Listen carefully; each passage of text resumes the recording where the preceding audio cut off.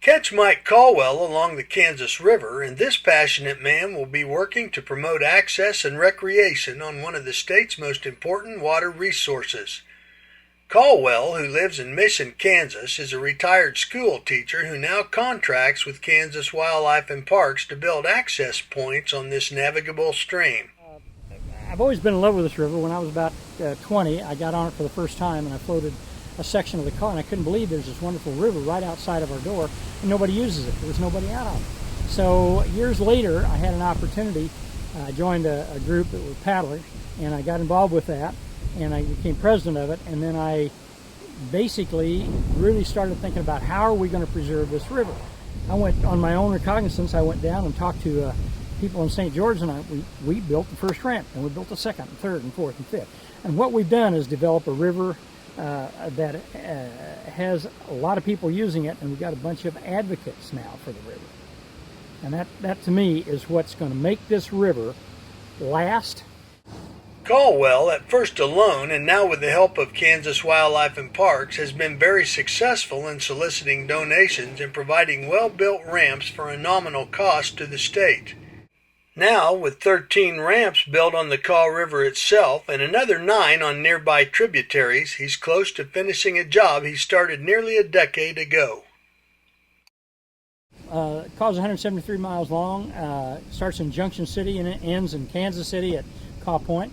And if we put a boat ramp every 10 miles on the Kansas River, not necessarily on a tributary, but on the Kansas River, then we've got roughly 18 boat ramps that people can use year-round, because the Kaw River seldom freezes, but the tributaries do. The Kaw River will always be useful for the most part during duck season or fishing season or whatever, boating season. The Kaw River ramps are specifically tailored to this special geography. Different than building it on the Missouri River. Different than building it on most other rivers, because this is sand and silt-based river. There's probably 15 ramps on the Kansas River that have disappeared. And the reason is they're covered over with silt and you don't know they're there. Calwell and Kansas Wildlife and Parks are building the ramps to last.